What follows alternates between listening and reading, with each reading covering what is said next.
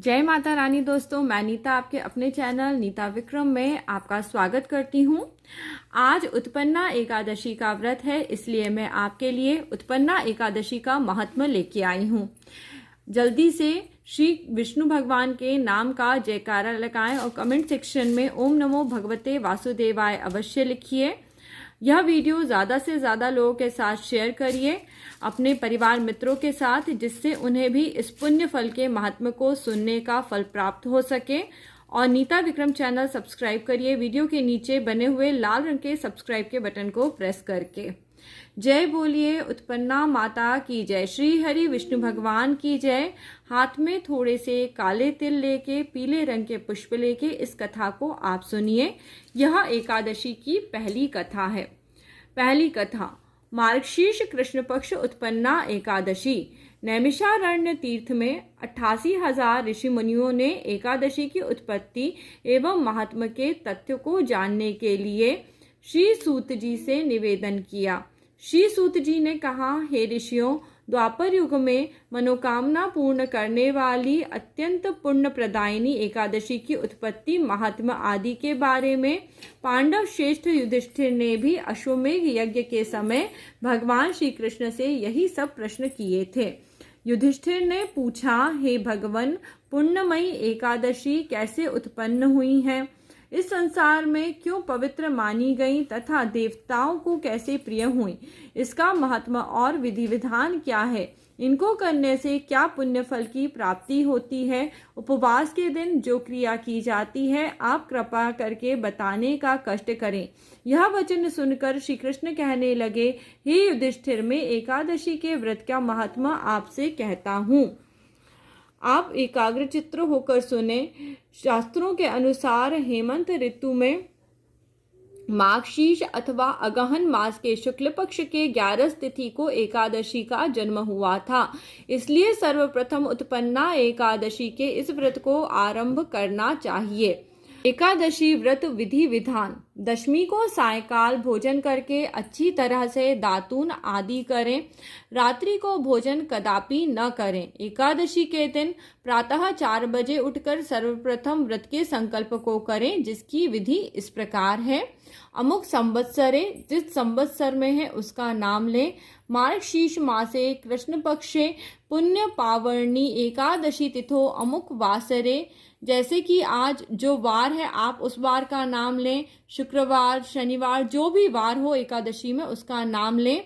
अमुक गोत्र उत्पन्नो अहम, आप जिस भी गोत्र में उत्पन्न हुए हैं उनका नाम लें। जैसे बहुत सारे ऋषियों के नाम होते हैं गोत्र में, वो नाम आपको लेना चाहिए। अमुक नामो अहम, अपने नाम का उच्चारण करें। यदि कोई ब्राह्मण वहाँ पूजा करा रहे हैं तो शर्मा, क्षत्रिय हो तो वर्मा, और वैश्य हो तो गुप्तो, और शूद्र हो तो दासो अहम कह के सकल जन्म जन्मांतर जीतानी यानी पापानी तेषाम शमनार्थ एकादशी व्रत महम करिष्ये। इस प्रकार से आप संकल्प कर लें। इसके पश्चात शौच आदि से निवृत्त हो, नदी, तालाब, बावड़ी या कुएं पर जाकर इस मंत्र को पढ़ते हुए अपने शरीर पर मिट्टी अथवा राख लगाकर नहाना चाहिए। आज के समय में लोग साबुन का प्रयोग करके नहाते हैं। अश्व क्रांते, रथ क्रांते, विष्णु क्रांते, वसुंधरे उदत्रापि वरोहेण कृष्णेन शतबाहुना मृतिके हर मे पापम यन्य माया पूर्व संचितम त्वया हतेन पापेन गच्छामि परमाम गतिम। तो दोस्तों, यहाँ पे आप समझ सकते हैं कि आपको अपने शरीर पे थोड़ी मिट्टी लगा के स्नान करना चाहिए। मिट्टी आपके पापों को हर लेती है। इस प्रकार मातृका पूजन भी हो जाता है। फिर शुद्ध जल से स्नान करें। व्रत करने वाले को चोर, पाखंडी, पर स्त्रीगामी, निंदक, मिथ्याभाषी तथा किसी प्रकार के पापू मनुष्य से बात नहीं करनी है। स्नान करने के पश्चात धूप, दीप, नैवेद्य आदि 16 चीज से भगवान का पूजन करें और रात को दीपकों का दान करें। यह सब करके भक्ति और श्रद्धा से युक्त होकर करें। रात्रि को सोना नहीं चाहिए और ना ही स्त्री प्रसंग करना चाहिए। सारी रात्रि में आपको भजन कीर्तन आदि करने चाहिए। जो कुछ पहले जाने अनजाने में पाप किए हों उनके लिए क्षमा प्रार्थना करनी चाहिए। धर्मात्मा पुरुषों को कृष्ण पक्ष और शुक्ल पक्ष दोनों एकादशी को समान समझना चाहिए। इस प्रकार से आप एकादशी के व्रत को करें। इस व्रत को करने से जन्म जन्मांतर के पापों का नाश हो जाता है। अब हम एकादशी व्रत के महत्व को पढ़ते हैं। जो मनुष्य उपरोक्त विधि के अनुसार एकादशी के व्रत को करते हैं उन्हें शंखोद्वार तीर्थ में स्नान करने के भगवान के दर्शन करने से जो फल की प्राप्ति होती है वही फल एकादशी के 16वें भाग के समान भी नहीं होता।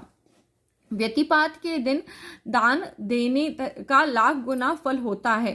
संक्रांति के 4 लाख गुना और सूर्य अथवा चंद्र ग्रहण में स्नान और दान करने से जिस फल की प्राप्ति होती है वही पुण्य फल एकादशी के दिन व्रत करने से प्राप्त होता है। अश्वमेघ यज्ञ के करने से 100 गुना, 1 लाख तपस्वियों को 60 वर्ष तक भोजन कराने से 10 गुना, 10 ब्राह्मण अथवा 100 ब्रह्मचारियों को भोजन कराने से 1000 गुना पुण्य भूमि दान करने से होता है। उससे 1000 गुना पुण्य कन्या दान करने का होता है और उससे 10 गुना पुण्य विद्या दान का होता है। विद्या दान से 10 गुना पुण्य भूखे मनुष्यों को भोजन कराने का होता है। अन्न दान के समान इस संसार में और कोई दान नहीं है। देवता पितर दोनों ही इससे तृप्त होते हैं, परंतु एकादशी के व्रत का पुण्य सबसे अधिक होता है। 1000 अश्वमेघ यज्ञों से भी अधिक इसका फल होता है। एकादशी के व्रत का प्रभाव देवताओं को भी दुर्लभ है। रात्रि को भोजन करने वाले को उपवास का आधा फल प्राप्त होता है। दिन में एक समय भोजन करने वाले को भी आधा फल मिलता है, परंतु निर्जल व्रत रखने की महात्मा को देवता भी वर्णन नहीं कर सकते। युधिष्ठिर कहने लगे, भगवान आप हजारों यज्ञ और लाखों गौदान के पुण्य से बढ़कर एकादशी के व्रत के पुण्य को क्यों बताया है?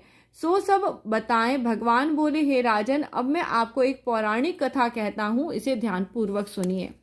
कथा का प्रारंभ होता है। सतयुग में मुर नाम का एक दैत्य था। वह अत्यंत बलवान और भयानक था।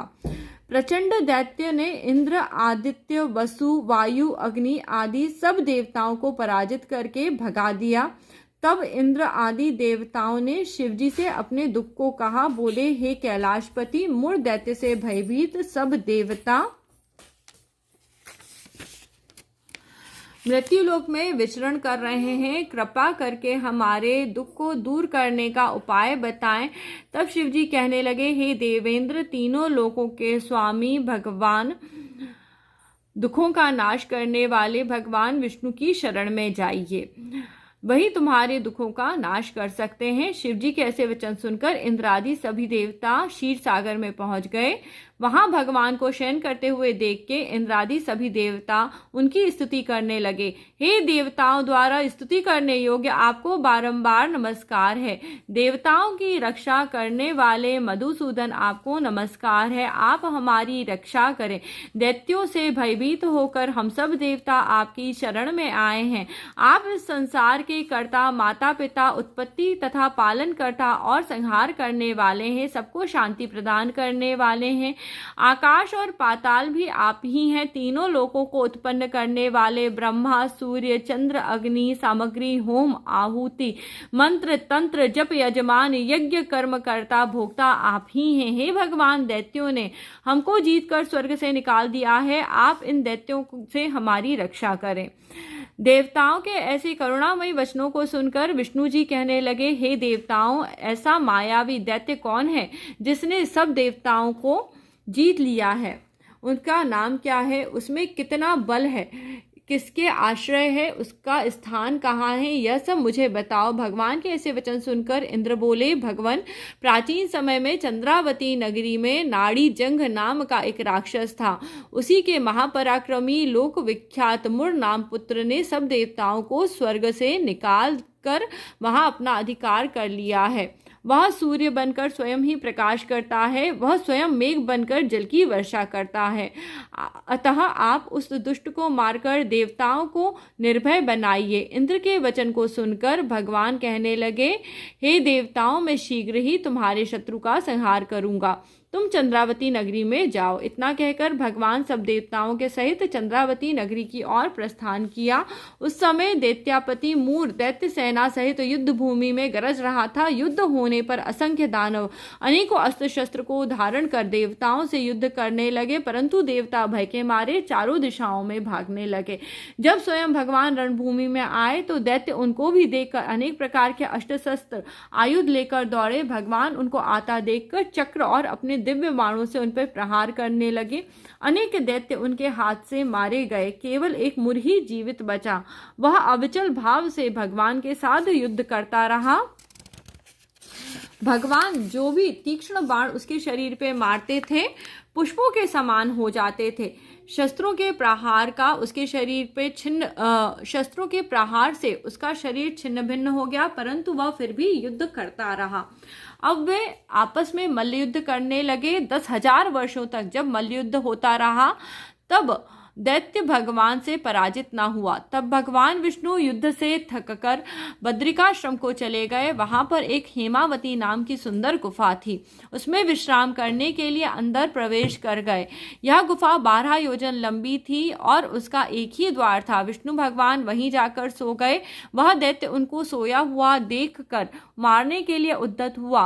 वह अभी मारने का प्रयत्न कर ही रहा था कि भगवान के शरीर से एक अत्यंत प्रभावशाली सुंदर कन्या अस्त्र शस्त्र धारण किए हुए उत्पन्न हुई और दैत्य के सामने आकर युद्ध करने लगी। वह दैत्य उस बलवान कन्या को देख के आश्चर्य से चकित हो गया, उसके साथ युद्ध करने लगा। उस महादेवी ने बलवान दैत्य के रथ को चूर चूर कर दिया, उसके अस्त्र शस्त्रों को काटकर टुकड़े टुकड़े कर दिया। तब वह दैत्य महान क्रोध करके मल्ल युद्ध करने लगा, परंतु देवी ने उससे धक्का देकर मूर्छित करा।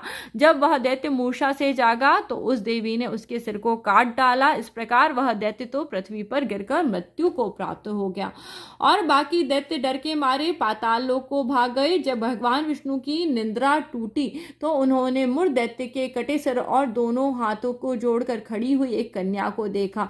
तब भगवान उस कन्या से पूछने लगे, हे देवी, जिस दैत्य ने इंद्र आदि सभी देवताओं को भयभीत होकर स्वर्ग से भगा दिया था उसको किसने मारा है? वह कन्या कहने लगी, भगवान, जब आप निद्रा में थे तब यह दैत्य आपको मारने के लिए उद्यत हुआ। उस समय आपकी योग माया द्वारा आपके शरीर से उत्पन्न होकर मैंने इस दैत्य को मार गिराया। यह सुनकर भगवान कहने लगे, हे देवी, तुमने देवताओं के भी भय को दूर करके बहुत बड़ा कार्य किया है, अतः तुम अपनी इच्छा अनुसार वर मांगो। तब वह देवी बोली, भगवान, यदि आप मुझको वरदान देना ही चाहते हैं तो यह वरदान दीजिए, जो कोई मेरा व्रत करे उसके सब पाप नष्ट हो जाएं, अंत में वह मोक्ष को प्राप्त हो। जो इस व्रत के पुण्य है उसका आधा रात्रि को भोजन करने वाले को मिले और एक बार भोजन करने से भी उसे आधा फल प्राप्त हो। जो मनुष्य भक्ति पूर्वक मेरे व्रत में एक बार भी भोजन न करे उसको धर्म, धन और मुक्ति प्राप्त हो जाए। कन्या के वचन को सुनकर भगवान बोले, तथास्तु, हे कल्याणी, ऐसा ही हो। मेरा और तुम्हारा श्रद्धा रखने वाले को संसार में प्रसिद्धि समृद्धि प्राप्त हो, वे अंत में मोक्ष की प्राप्ति करें, मेरे लोक को जाएंगे। क्योंकि आज मार्गशीर्ष एकादशी को उत्पन्न हुई हो, तुम्हारा नाम उत्पन्ना एकादशी होगा। तुम्हारे व्रत सब तीर्थों से अधिक फल देने वाला होगा। ऐसा कहकर भगवान अंतर्ध्यान हो गए। भगवान श्री कृष्ण ने आगे कहा, हे युधिष्ठिर, सब तीर्थों के फल से एकादशी के फल को सर्वश्रेष्ठ बताया गया है। एकादशी करने वाले के सभी शत्रु भाग जाते हैं और अंत में उसे मोक्ष की प्राप्ति होती है। यह मैंने तुम्हें एकादशी की उत्पत्ति का सब वृत्तांत बताया है। एकादशी पापों को नष्ट करने वाली तथा सिद्धि प्राप्त कराने वाली। उत्तम पुरुषों को दोनों पक्ष की एकादशियों को समान ही मानना चाहिए। जो मनुष्य एकादशी के महात्मा को पढ़ता अथवा सुनता है उसको अश्वमेघ यज्ञ के फल की प्राप्ति होती है। वह करोड़ों वर्षों तक विष्णु लोक में वास करता है। वहाँ भी उसका पूजन होता है। जो मनुष्य एकादशी महात्मा के चौथे भाग को पढ़ता है वह ब्रह्म हत्या अनेक पापों को नष्ट कर लेता है। विष्णु धर्म के बराबर कोई दूसरा धर्म नहीं है। एकादशी व्रत के समान कोई दूसरा व्रत नहीं है। अब आप देख सकते हैं यहाँ बताया गया है मार्गशीर्ष अगहन मास में एकादशी का व्रत रखते हैं तो क्या खाना है। इस दिन आपको गुड़ और बादाम का सागर लेना है। कुट्टू के आटे की सामग्री, दूध, मेवा, फल ले सकते हैं। यही सब चीजें आप भगवान को भोग प्रसाद में चढ़ाएं, मौसमी फल चढ़ाएं और श्रद्धा भक्ति के साथ भगवान श्री हरि विष्णु और माँ एकादशी का पूजन करें। आपके व्रत के पुण्य फल की प्राप्ति आप सभी को होगी। जय बोलिए श्री कृष्ण की जय, राधे रानी की जय, संपूर्ण एकादशी महात्मा की जय। और दोस्तों, यदि अभी तक वीडियो लाइक सब्सक्राइब नहीं करा है तो जल्दी से वीडियो लाइक कर लीजिए और इसे अधिक से अधिक लोगों के साथ ज़रूर शेयर करिए। एकादशी व्रत का फल सभी को पता होना चाहिए जिससे ज़्यादा से ज़्यादा लोग इस व्रत को करें और पुण्य फल की प्राप्ति कर पाएं। जय माता रानी दोस्तों।